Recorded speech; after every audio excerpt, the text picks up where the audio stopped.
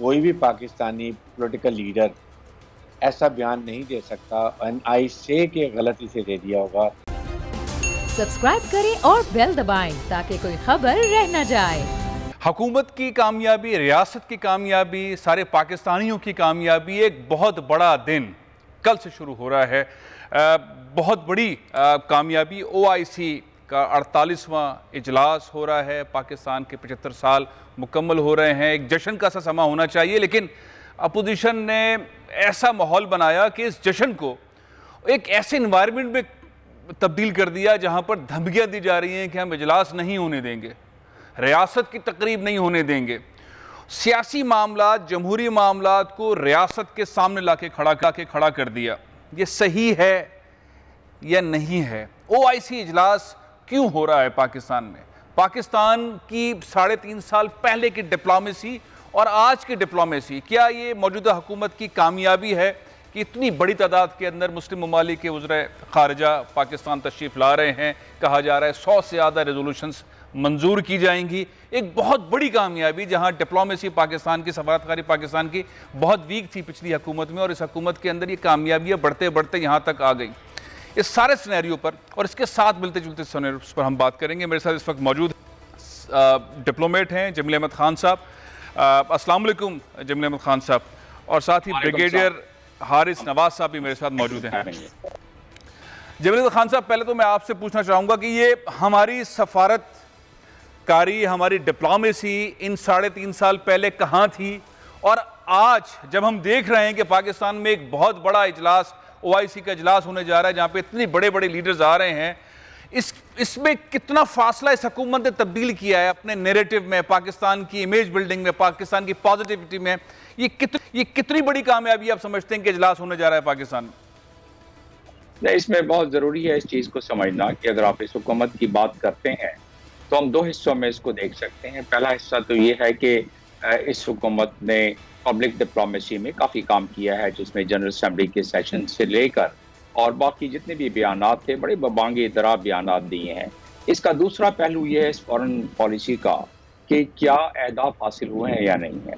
तो दूसरे हिस्से में मैं कहूँगा कि अहदाफ हमें हासिल नहीं हुए हैं, लेकिन हदफ एक ये भी होता है कि पब्लिक डिप्लोमेसी में एक अपनी बात को अवेयरनेस क्रिएट करने के लिए पूरी दुनिया में पहुंचाया जाता है, हर दुनिया अक़वाम के में पहुंचाया जाता है। और जब पब्लिक डिप्लोमेसी में के जरिए अवेयरनेस क्रिएट हो जाए, कॉन्शियसनेस क्रिएट हो जाए, तो फिर लीगल डिप्लोमेसी के तहत और ट्रेडिशनल डिप्लोमेसी के तहत अहदाफ हासिल होते हैं। जैसे पाकिस्तान की बहुत बड़ी कामयाबी हुई पिछले दिनों, जबकि 15 मार्च को अक़वाम मुत्तहिदा ने इस्लामोफोबिया के लिए दिन के अगेंस्ट दिन मनाने का एक ऐलान किया, और वो जो रेजोल्यूशन पास किया वो पाकिस्तान ने स्पॉन्सर किया था, और कोई स्पॉन्सर 55 ममालिक ने किए थे। वो तो लीगल डिप्लोमेसी, उसमें एक हदफ हासिल हुआ। हदफ क्या हासिल हुआ? वो हदफ हासिल हुआ जो पब्लिक डिप्लोमेसी के तहत इस हुकूमत ने जनरल असम्बली से लेके हर जगह इस्लामोफोबिया के बारे में बात की। तो इस तरह होती हैं अहदाफ हासिल। अगर आप बात करते हैं कश्मीर की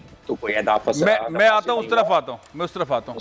ब्रिगेडियर हारिस नवाज साहब, ये जो OIC का इजलास का इनेकाद है, ये मुमकिन था पिछली हुकूमतों की जो पॉलिसीज़ थी, सफारतकारी थी, जो उनके अहदाफ थे? क्या ये इस हुकूमत की बड़ी कामयाबी आप समझते हैं कि है कि इतना बड़ा इजलास मुनक्किद करना और फोकस करना और इन तमाम लोगों को ले आना, आप समझते हैं कि बड़ी कामयाबी है मौजूदा हुकूमत की? फैसल, ये एक बहुत बड़ी कामयाबी है। उसकी बेसिक वजह मैं आपको बताऊँ sir. When you start behaving like a actual sovereign nuclear Islamic state, with your leadership being recognized as a leader with respect, with no corruption, black spot, तो उससे बहुत फर्क पड़ता है। और यही एक वजह है कि पाकिस्तान का बड़ा स्ट्रॉन्ग स्टेप, उसके बाद प्राइम मिनिस्टर पाकिस्तान का जो यूनाइटेड जनरल असम्बली में एड्रेस इस्लाम के ऊपर वोट, और फिर उसको रेजोल्यूशन इस्लामिक OIC का बनता है, फिर पाकिस्तान जाके रेजोल्यूशन पेश करता है, और फिर वो कामयाब होता है, और 15 मार्च भी कामयाब थी इस्लामोफोबिया। तो इसकी नज़र में अगर देखें तो ये बहुत बड़ी कामयाबी है। उसके बाद एक पहले ही फॉरेन मिनिस्टर आपके मुल्क में आ चुके हैं अफगान इशू के ऊपर, और फिर फॉलो किया। जब आज ये आ रहे हैं 22 तारीख, जब यहाँ कॉन्फ्रेंस होगी, पीछे यूनाइटेड नेशंस का रेजोल्यूशन है इस्लामोफोबिया के बारे में कामयाबी के साथ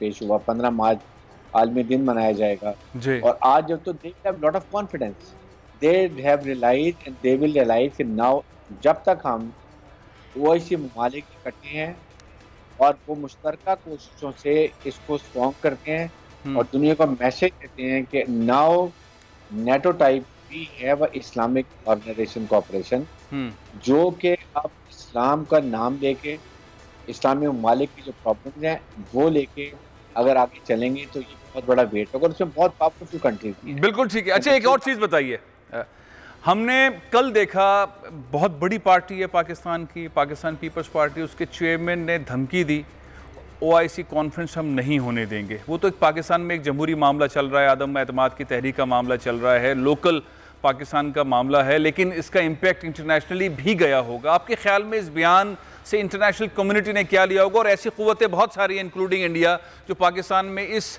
ओआईसी कॉन्फ्रेंस के इनेकाद के हक में नहीं और मुख्तलिफ साजिशें कर रही हैं और बैरूनी हाथ का मामला होता है, बार बार ये बात होती है। क्या समझते हैं ब्रिगेडियर हारिस नवाज साहब की इस बयान का मतलब क्या था? ये लोकली पॉलिटिक्स के लिए, कंजम्पशन के लिए था या इंटरनेशनल कम्युनिटी के लिए था?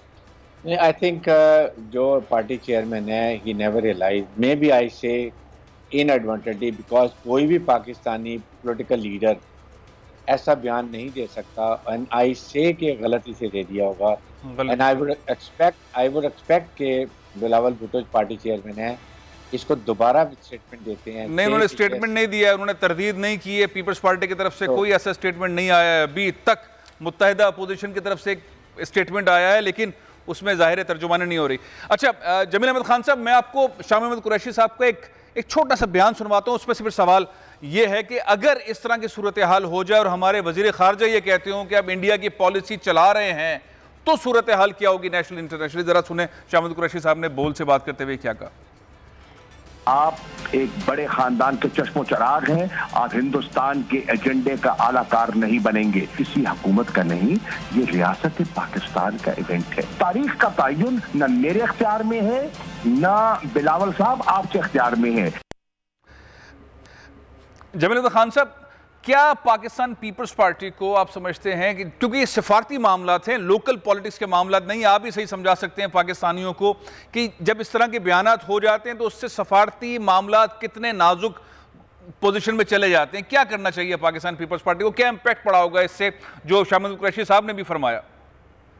जी, शामिल कुरैशी साहब ने जो फरमाया है, इनफैक्ट ये दोनों साइडों से एक पॉइंट स्कोरिंग की बात हो रही है। जोश और जज्बों को इस मामले में जहां फॉरेन पॉलिसी की बात आ जाए, जहां इंटरनेशनल रिलेशन की बात आ जाए, हमारे सियासतदानों को जरा थोड़ा सा कंट्रोल करना चाहिए। और शामिल कुरैशी एक बहुत तजर्बेकार फॉरेन मिनिस्टर हैं और उन्हें भी इस किस्म की सियासी पॉइंट स्कोरिंग में जरा एहतमाल और एहतियात रखना चाहिए, इसलिए कि ठीक है वो -1 के फार्मूले की तरफ जहन जाता है तो उसमें शामिल कुरैशी साहब को अपना एक मुस्तकबिल नज़र ठीक है अपनी जगह पे आ रहा होगा और ये पहले से बात गर्म भी है, लेकिन इसका मतलब ये नहीं है कि आप उसको out of proportion blow up करना शुरू कर दें। बिलावल भुट्टो ने अगर ये बयान दिया और जोशी खिताबत में और इनएडवर्टेंटली जिस तरह ब्रिगेडियर हारिस भी कह रहे हैं और मेरा भी मानना यही है, तो अगर ऐसा किया बिलावल भुट्टो ऐसा अगर कैसे कर सकता है? उसके नाना ने इसकी बुनियाद, लेकिन उन्होंने तरदीद नहीं की, पीपल्स पार्टी ने स्टेटमेंट जारी नहीं किया। स्पोक्स पर्सन उनका है, उसकी तरफ से बयान आ गया है, मैंने पूरा बयान पढ़ा है।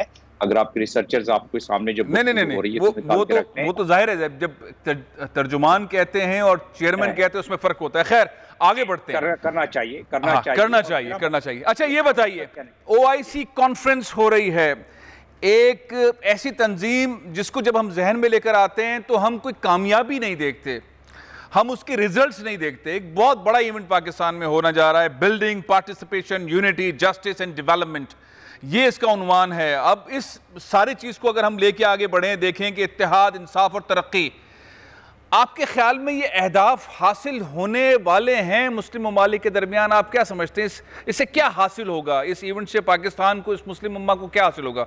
जमील अहमद खान साहब। जी, इस इवेंट को तो पहली तो बात यह है कि पाकिस्तान, ये एक काउंसिल ऑफ फॉरेन मिनिस्टर्स की आर्टिकल 10 है, आर्टिकल 10 है चार्टर ऑफ ओआईसी, उसके तहत ये मीटिंग बुलाई जाती है। किसी भी मेंबर स्टेट में ये रोटेशन में मेंबर स्टेट्स इसके लिए वॉलंटियर करते हैं और उनको ये मेज़बानी का एजाज़ मिल जाता है। और काफ़ी इसमें मेंबर स्टेट्स जो है वो OIC के मेंबर्स 57 मेंबरों में से एक पाकिस्तान ही नहीं बाकी कईयों ने अपनी मेज़बानी की दरख्वास्त दी थी और हमारा एक्सेप्ट हुआ। ये हमारे लिए एजाज़ की बात है, हमें खुशी है इस बात में। लेकिन आपके रहा सवाल के अहदाफ, OIC जब से बनी है अब तक उसके अहदाफ जो है गिनती के ही एक आध आप जो है कर सकते हैं, क्योंकि OIC के जो कंट्रीज हैं वो बड़े सेल्फ सेंटर्ड हैं, खासतौर पे जो ज़्यादा कुव्वत है जिसमें और जिसकी ज़्यादा वक़्त और है और जहाँ इसकी OIC की सीट है, उस लिहाज से अगर देखा जाए तो पैलेस्टीन का मामला भी हम इसको आगे नहीं बढ़ा सके। ये 57 कंट्रीज़ का जो सबसे बड़ा ब्लॉक है, यूनाइटेड नेशंस के बाद सबसे बड़ा ब्लॉक है ये। अगर चाहते OIC अगर चाहते तो अपने सिक्का मनवा सकते थे पूरी दुनिया में, क्योंकि अक़वाम मुत्तहिदा के चार्टर के चैप्टर 8 के तहत ये बनती है और इसे वही फौकियत और अहमियत हासिल है। अगर ये अपनी फौज बना ले तो नेटो फोर्स भी बना सकती है, वही फौकियत और वही अहमियत हासिल है जो नेटो को हो सकती है। आपको याद होगा कि जब ट्रंप आए थे और उन्होंने 54 इस्लामिक ममालिक की सरबराहों की जब सरबराही की थी, मुझे तो इस पे भी अजीब ताज्जुब होता है सऊदी अरब ने, तो उस वक्त उस मुस्लिम उम्मा की सरबराही जब ट्रंप ने की थी तो उन्होंने कहा था ये जो फौज बनाई जा रही है मिलिट्री, इस्लामिक मिलिट्री, ये नेटो की जगह पर होगी। काश कि ये हमारे उस वक्त लोग इससे फायदा उठा लेते OIC मेंबर्स और हम अपनी बना लेते ये, क्योंकि इसको अक़वाम मुत्तहिदा की क़ुव्वत और ताकत हासिल होती है। सब्सक्राइब करें और बेल दबाएं ताकि कोई खबर रह न जाए।